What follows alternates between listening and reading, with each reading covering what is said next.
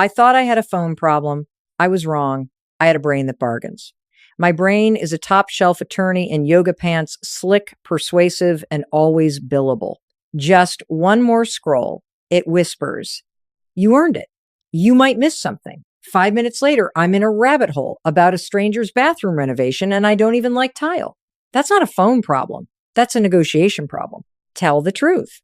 You've promised yourself out loud, in the shower, in the car, to your dog, you'll stop checking it so much. You put it face down. You announce, I'm being present. And then 90 seconds later, your hand moves like it's possessed and boom, you're in email, weather, DMs, headlines, reels. Really? You don't even remember deciding to pick it up because you didn't. Autopilot did. Here's the deal, and it's simple. Your brain has two speeds, autopilot and emergency brake. Autopilot runs your routine without asking permission. Brush, swipe, refresh, scroll. Emergency brake slams on anything unfamiliar or inconvenient. New habit, hard conversation, putting the phone away, and it floods you with excuses, dressed up as logic. Your phone? It's a slot machine that lives in your pocket. Pull to refresh. Maybe you get a like. Pull again. Maybe a text. Random rewards wired into your routine. Autopilot loves that. It will reach for it while you're waiting for coffee, peeing, microwaving leftovers, pretending to listen. Don't side-eye me. You know exactly what I'm talking about. And if your plan is willpower, good luck. Willpower is a morning person. It shows up all perky at 8 a.m. and by 2 p.m., it's face planted in a pile of Doritos. Meanwhile, your brain is negotiating with you all day. It's fine. Just check quickly. You need your phone for work. It wins because you're debating feelings instead of changing physics. You are never going to feel like not checking. Ever. I don't care how you feel. I care about what you want. You want your attention back. You want your life back. So I ran a 7-day detox. Not cute, not perfect, but it worked. And I'm not giving you 27 tips, a color-coded tracker, and a meditation about being a mindful sea otter. I'm giving you one rule your brain can't negotiate with, one non-negotiable physical constraint that makes autopilot miss the lever on the slot machine. We're going day by day. What broke? What worked? The toddler tantrums your brain will throw, the social pushback you'll get, the sneaky triggers you'll audit, and the exact move that turns this from a detox into a default. Starting now, consider this an experiment. You don't need more motivation. You need a rule that forces the first move, no debate. I'll show you the rule. You copy it today. And yes, we'll end with a 5-second challenge that locks it in so autopilot can't touch it. You ready? Good. Stop negotiating. We're taking your attention home. Let's talk about the most dangerous word in your vocabulary. Not a 4-letter one. Fine. Your relationship with your phone is fine, right? You're not addicted. You're busy. You're stressed. It's work. It's networking. It's, I have kids, Mel. I need to be reachable. Oh, please. If it's work, explain why you're checking it in the bathroom, like you're smuggling contraband into a prison. Come on. If it's just staying informed, why are you doom scrolling headlines you can't do a damn thing about at 11:47 p.m.? In the blue glow, like a raccoon in a pantry? Fine is how you keep yourself comfortable while your life leaks out of the sides. You wake up and before you even say good morning to a human being you love, thumb to screen. Weather, inbox, notifications, just to catch up. Then mid-meeting, yes, even on Zoom, you glance down because it buzzed, or it might have buzzed, or your phantom limb thinks it buzzed. Dinner rolls around and you do the classic hostage negotiation. Just 1 second, I need to answer this. Bedtime? 10 minutes of just checking turns into a 4-5-minute tour of other people's vacations, abs, and quartz countertops. Death by 1,000 tiny grabs. And you call that fine? Really? Your attention is a shattered plate and you're sweeping it into piles labeled later. You are more irritable with the people you live with because they dare interrupt the tiny dopamine drip. You are numb to your own boredom, so you medicate it with other people's lives. You are comparing your Tuesday sweatpants to someone else's filtered Friday yacht and then wondering why your mood quietly tanks And the grossest part, the part that made me mad enough to change, is the moment you look up and realize you didn't choose any of it. You didn't choose to pick it up. You didn't choose to open that app. You didn't choose to ingest that stranger's opinion. Autopilot chose, and you rubber stamped it with fine. This is not about productivity. I don't care if you squeeze another hour out of your calendar. This is about agency. It's about that clean, powerful feeling of being the one driving your brain instead of riding shotgun while it plays slot machines with your attention. You know that feeling when you finish a conversation and you were actually there? When you read 3 pages and remember them? When your kid shows you a drawing and you don't have a phone between your face and theirs? That's the stake. Here's the trap. As long as you label it fine, you will never force a change. Because fine doesn't trigger action. Fine is a lullaby. It keeps you on the couch. It tells your brain, no emergency here, carry on. And autopilot will, every day, every room, every bathroom break. Until you decide fine is a lie and treat it like one, only then do you get your hands back on the wheel. Here's the blunt truth you don't want to hear. You are never going to feel like putting the phone down, ever. Not in the morning, not after lunch, not at 11:47 p.m., when you're raccoon lit by the blue glow. Your feelings are not coming to save you. And just use discipline as adorable, like telling a toddler hopped up on Skittles to reason with himself. If the plan is be strong, your brain will eat that plan for breakfast, burp, and ask for dessert. Let me make this simple. Scientists have a name for why this feels impossible. Activation energy. It's the energy required to start. The first move is always the hardest. Standing up from the couch is harder than walking once you're up. Getting into cold water is worse than swimming once you're in. Your brain protects the familiar and resists the unfamiliar. Phone on your body? Familiar. Thumb flick to wake it? Familiar. Tiny frictionless moves your brain can do half asleep.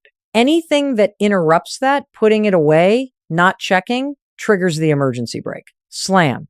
Excuses pour in dressed like logic. What if someone needs me? I'll just check quickly. I deserve a break. You feel a twitch, a phantom buzz, a little panic. That is not proof you need the phone. That is proof you're poking autopilot. Your phone is autopilot candy. It's engineered to be the easiest lever to pull. Swipe, refresh, ding, reward. The shorter the distance between your body and the slot machine in your pocket, the less activation energy required, the more you'll pull the lever without deciding. That's why you find it in your hand and don't remember picking it up. It never asked you to. Your routine did. And when you try to interrupt the routine, your emergency brake screams because we've always done it this way. Of course it does. That's its job. So let's drag another sacred cow into the light. I'll just be mindful. No, you won't. Mindful is a mood that disappears the second you're bored, stressed, or waiting for pasta water to boil. I'll set intentions. Great. Then your future self overrides screen time with the passcode you picked. I'll use grayscale. Fabulous. Now you're doom scrolling in vintage black and white like it's a French art film. Stop pretending you're going to out-debate a device that was built to win the debate. You don't need more motivation. You need to remove the moment of negotiation, because negotiation is where you lose. Every time your brain gets a vote, it votes for easy, for familiar, for the little dopamine drip on demand. The only thing that works is a rule that forces the first move without asking how you feel. A physical constraint that makes the default different so your emergency brake has nothing to argue with. Not a vibe, not a hope, a rule. We're about to install it. When you do, autopilot can't reach the lever, the panic passes, and you get your attention back in minutes, not months. Stay with me. We're changing the physics, not your feelings. All right, here it is. The whole detox in one sentence. If you are not actively using your phone for a specific purpose, it leaves your body and returns to its parking spot. That's the rule. Say it with me. If I'm not using it, it leaves my body. Not in your hand, not in your pocket, not on your lap, not tucked in your sports bra like a contraband ham radio. Off your body, in its home. Using is not thinking about maybe using. Using means you're doing a specific, intentional task, calling your doctor, texting your kid back, pulling up GPS because you are literally driving somewhere, opening the boarding pass at the gate, taking a photo of your friend, not 40 photos of the breadbasket, paying for groceries, two-factor code. Done with the task, the phone leaves your body. Escort it home like it's a toddler that just found scissors. Back to the spot. What's the spot? A single physical parking spot in every main room you live in. Entryway, a tray by the door. Kitchen, a bowl on the counter, yes. The ugly one your mother-in-law gave you. Perfect. Office, a dock on the desk, not in your lap while you just check. Bedroom, the charger on the dresser or across the room, not on your pillow like a side piece. Wherever you actually live your life, give the phone a visible home that is not your pants. Why does this work? Because your pocket is Vegas. When the phone lives on your body, the distance between a thought and a hit is zero. Swipe, ding, drip. Autopilot pulls that lever all day, and you don't even remember walking to the slot machine. But when the rule is it leaves my body, you insert friction. You create distance, 10 steps, a turn of the head. That tiny gap is where choice lives. Autopilot can't quick draw from a holster if there is no holster. No holding it while I'm not using it. Holding is holstering. Your brain will fire without asking you. Don't give it the trigger. Non-negotiable means non-negotiable. No, I'm just carrying it from the couch to the kitchen in case. In case what? In case you forget you're alive? Stop it.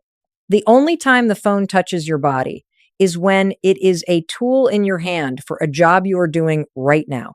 And the second the job is over, back it goes. Repeat after me. My phone is a tool, not a pacifier. Again, louder. My phone is a tool, not a pacifier.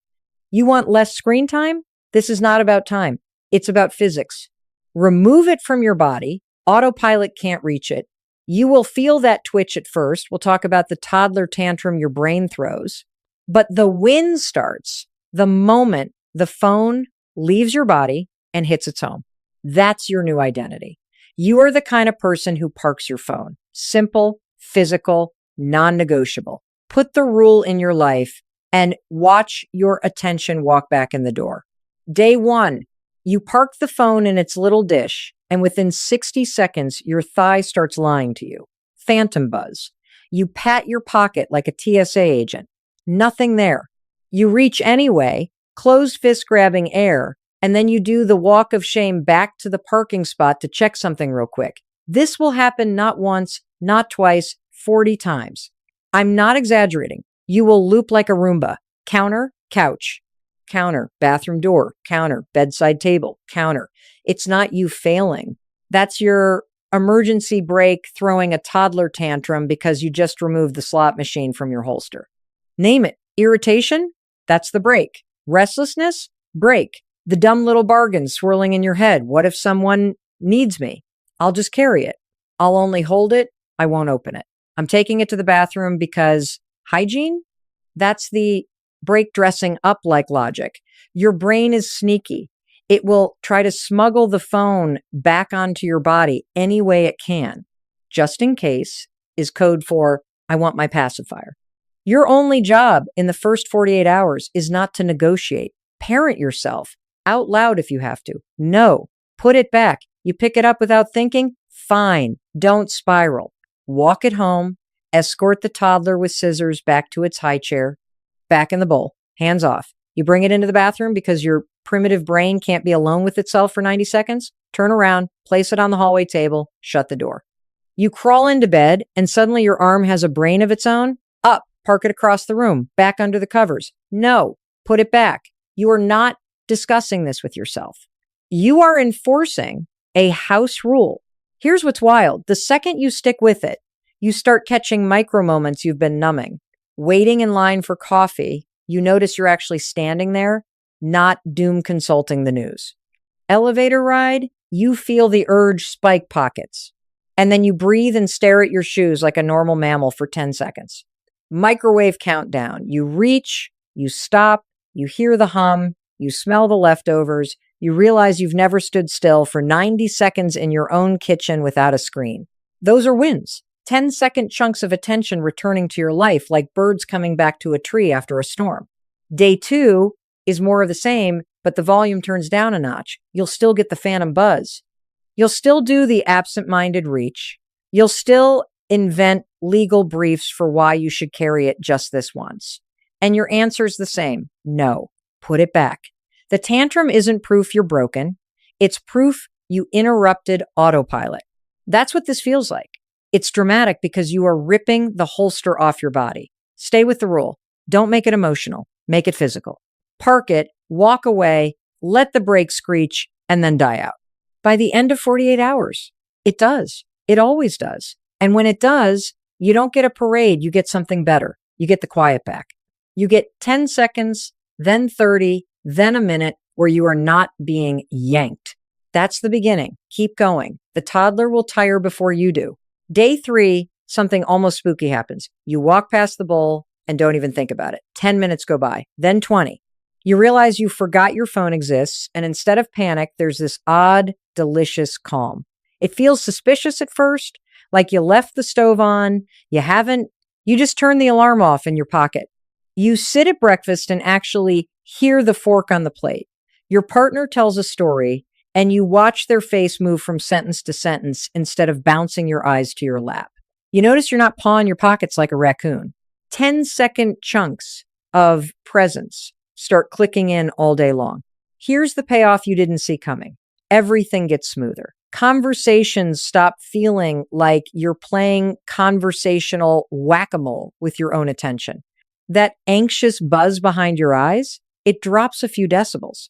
You don't know why you're less edgy. You just are. You fall asleep faster because you're not doing thumb calisthenics under the covers.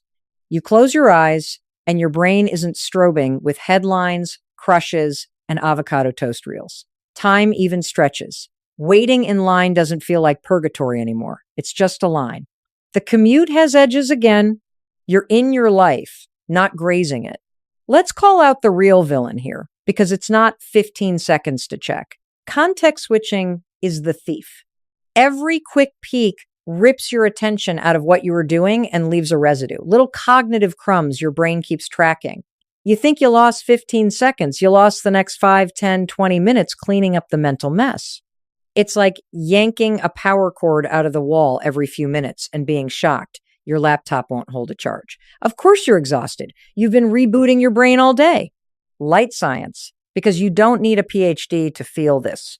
Your brain loves novelty. New ping, new post, new photo, tiny dopamine squirts. That constant novelty trains your mind to scan and skim, not sink in. When you remove the slot machine from your body, you starve the novelty drip. Baseline focus rises, the static fades, boredom stops being an emergency, and goes back to being the quiet doorway to thinking. This is why your ideas start returning in the shower, the car, the walk around the block. You made room for them. Add one simple layer that keeps the rule intact. Write the urge, don't act on it. Keep a sticky note or an index card where you work. Urge hits, check weather. Text Jess, look up that actor from That Show Pen Down, capture it in 5 seconds, and go back to what you were doing. You just told your brain, not now, later, without breaking the seal. Later, when you're actually using your phone for a task, you process the list on purpose. The rule stays the rule. If you're not actively using it, it leaves your body. Paper holds the impulse. You hold your attention.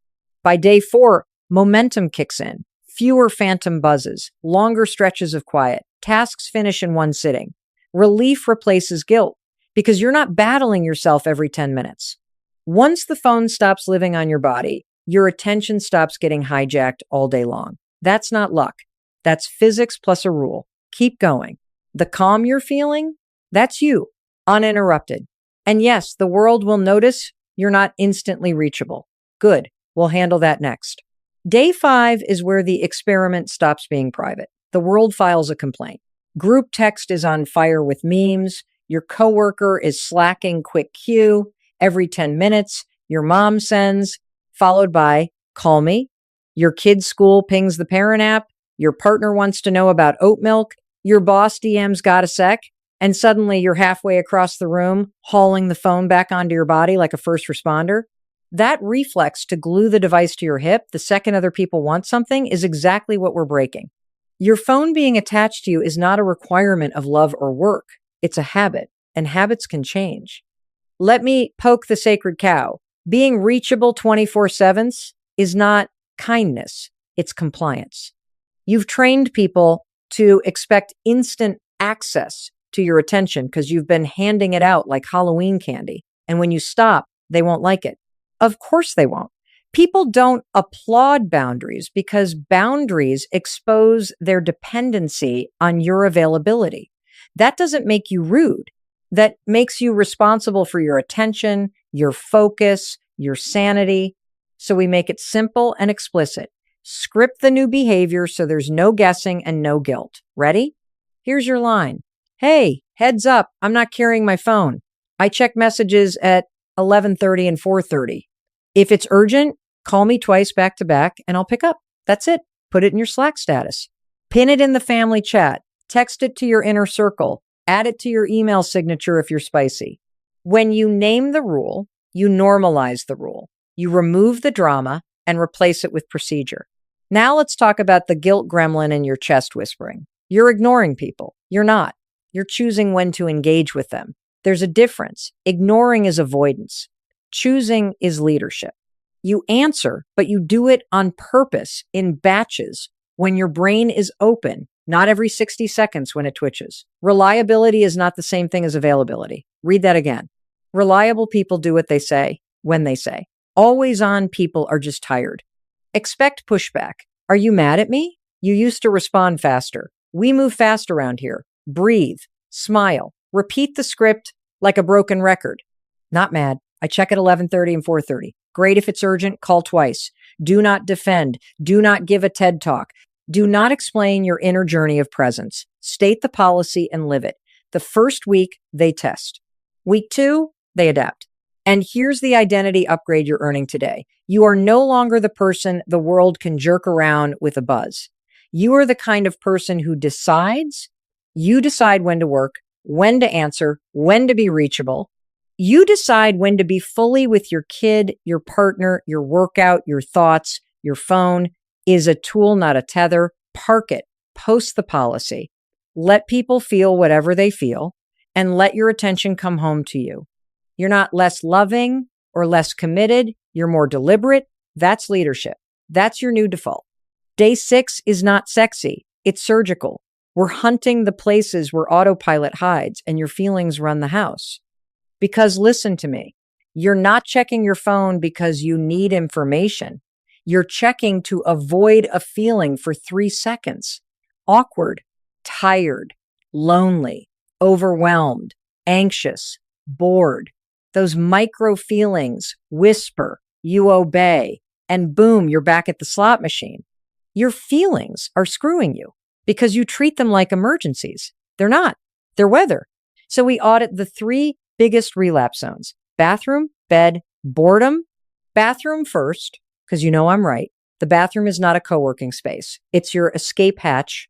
You don't go in there to wash your hands. You go in there to hide from people who live with you and your calendar that doesn't. You perch on porcelain and scroll like you're on a fact-finding mission. Really? You're not researching treaties. You're avoiding the feeling of being needed, overwhelmed, interrupted. The rule: no phone enters the bathroom. None. The threshold is the border. You don't cross it with the device. Put a tiny tray or hook right outside the door, park it, then go in. But music, the fan is music. But my timer, get a $10 kitchen timer. If you catch yourself mid-doorway with the phone in hand, you don't negotiate. You reverse out, park it, re-enter. Treat it like a nightclub with a bouncer. The bathroom is a no-phone zone because you are not allowed to soothe stress by mainlining strangers on a toilet. Stop it. Bed is next. Bed is where anxiety comes to rehearse. You're not just checking. You're trying to sedate worry with glow. You scroll to muffle the list in your head. Money, kids, deadlines, that weird email, your hip. And every quick check sends your brain a bigger message. We're not safe enough to close our eyes without surveillance. No, phone sleeps outside the bedroom, not the nightstand, outside. Hall table, kitchen counter, a dock across the hall. Buy a $12 alarm clock. Use allow favorites and the call twice rule for true emergencies. If you wake up at 2 a.m., your job is not to fetch a screen. It's to get vertical, pee, drink a little water, scribble the worry on the notepad by your bed, breathe 10 slow breaths, and lie back down. You are training your nervous system that discomfort at night is survivable without a pacifier. The first nights are itchy, then they're golden. You will sleep like a person, not a security guard.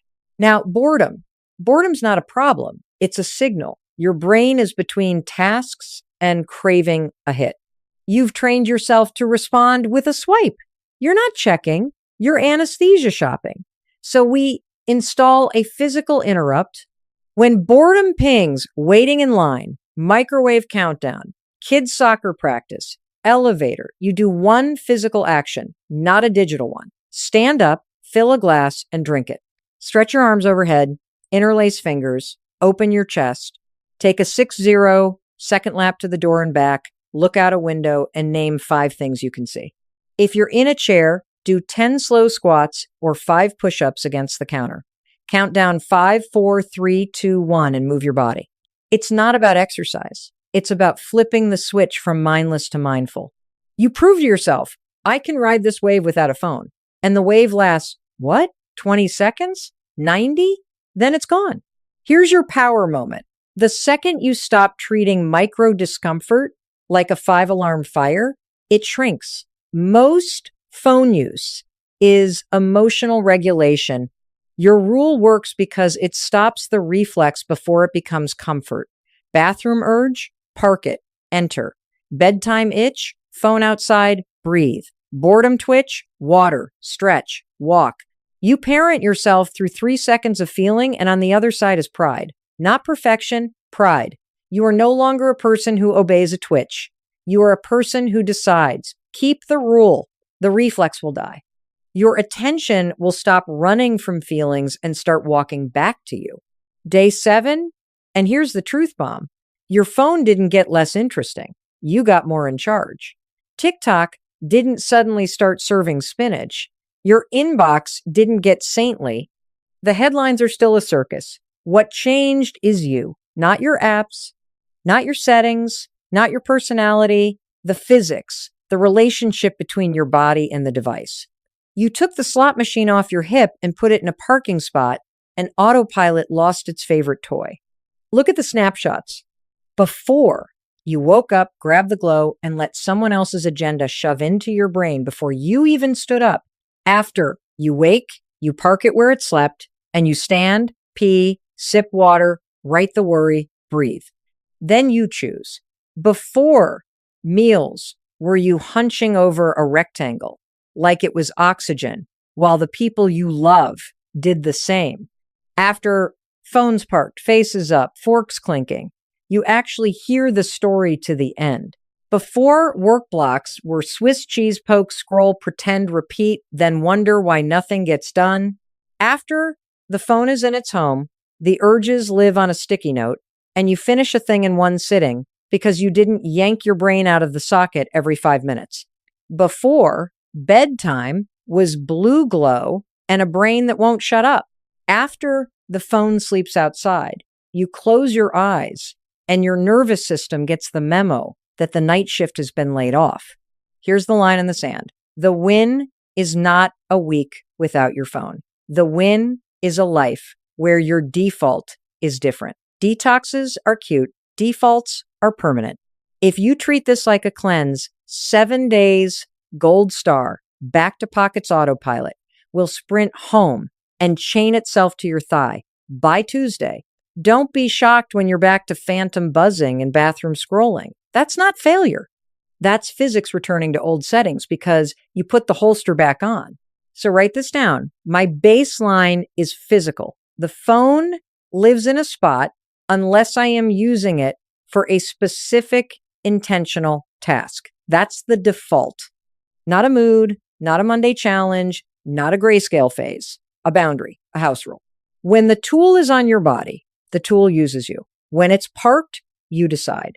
The bounce back only happens when the device sneaks back into contact with skin. Keep it off your body. And your brain keeps its hands to itself. And yes, there will be days you're tired, bored, stressed, lonely. Your feelings will pitch their case. Just hold it, just in case, just for a second. You already know the script. No, put it back. You're not quitting your phone. You're quitting autopilot. You're upgrading your identity to the kind of person who parks the tool, runs the day, and doesn't let a twitch dictate a life. This is the aftermath: quieter mornings, cleaner focus, warmer meals, easier sleep, and the pride of being the one at the wheel. Keep the rule. Make it your default. The circus can keep performing. You're not the tent anymore. Make it non-negotiable. Don't leave this to your mood. Systems beat feelings every day of the week. So we're going to bolt this rule into your environment with 3 phone homes: entry, work, living, bedroom. That's it. 3 spots. So you are never improvising, because if you have to decide where to put it, you'll put it on your body. And when it's on your body, autopilot wins. Entry. The second you come through the door, the phone hits the tray by the door. Ugly pottery from your aunt? Perfect. Make it loud and obvious with a charger right there. The ringer is on, volume up enough that you can hear it from the kitchen. Work. Dock on your desk, not your lap, not balanced on your thigh like a baby bird. A stand so the screen faces away unless you're using it on purpose. Living, bedroom, a charger across the room, dresser, hallway, kitchen counter, outside the bedroom, not the nightstand.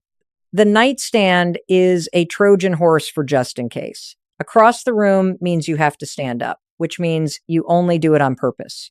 We're adding friction on purpose. Chargers live only in those 3 homes. No loose cables all over the house. You want to hit, you've got to walk. Notifications, humans, not apps. Favorites and repeated calls can get through. Texts from real people, yes. Breaking news sirens, and your plant needs water. Pings, no. Set do not disturb with allow favorites. But remember, settings are backup singers. The rule is the lead. If you're not using it, it leaves your body. Next, create a simple daily rhythm so reliability replaces reactivity. 4, check windows. Morning window after you've stood up, peed, had water, moved your body, 10 to 15 minutes to clear messages, respond, process the sticky note urges you captured. Midday around 11:30, late afternoon around 4:30, short evening sweep after dinner if your life needs it. 15 minutes max. Put them as repeating alarms titled message window. During the window, the phone's in your hand for a purpose. Window closes, park it. You will be amazed how quickly your world learns your rhythm when you stick to it. Edge cases, because life is messy. Parenting emergencies, phone parked loud where you can hear it. Your kids and caregivers are in favorites. Call twice breaks through. If you're out, the home is your bag dedicated pocket zipped. Not your back pocket, not your sports bra. Bag or stroller caddy is the parking spot. On-call jobs, same rule. The phone lives in a bag or belt holster off your skin. Ringer loud, vibration on a hard surface so you'll hear it. You are reachable without being worn. Navigation, mounted, cup holder mount, dash mount, not on your thigh at red lights. As soon as you park the car, the phone parks in the bag or glove box. Groceries, school pickup, errands. The cart kid is the bag is the home. Workouts, no armband holster. Your gym bag or the treadmill tray is the spot. Music, start the playlist, then park it. Boarding passes and 2-factor. Use it, do the task, park it. This is how the rule stops requiring constant effort. You remove decisions, homes, not hope, windows, not whims. When you give your phone a home, your attention comes home too. Your brain doesn't have to white knuckle anything because the physics do the parenting. Park it, walk away, let the system carry you. All right, enough theory. We're doing it now. Look around the room you walk into first at home. Not tomorrow, not when you have time, right now.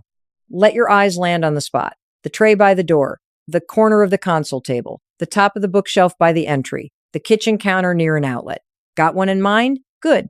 We're going to decide in real time. 5 seconds. Count with me. 5, 4, 3, 2, 1, done. That is your first parking spot. Point to it. Say it out loud. That's where my phone lives when I'm not using it. You just made a physical decision, not a mood. Next, accountability. You're going to announce the rule to one person you live or work with, so it stops being a secret fantasy and becomes a standard. Open a text and type this. Heads up, I'm parking my phone when I'm not using it. I'll check at 11:30 and 4:30. If you need me urgently, call twice back to back. Hit send. If you're with them, say it to their face. Smile. No TED Talk. No apology. State the rule. Own the rule. You just train the world how to treat your attention. Now the first rep that locks it in. The next time you finish a task on your phone, text sent, map set, playlist started, code entered, you do not linger.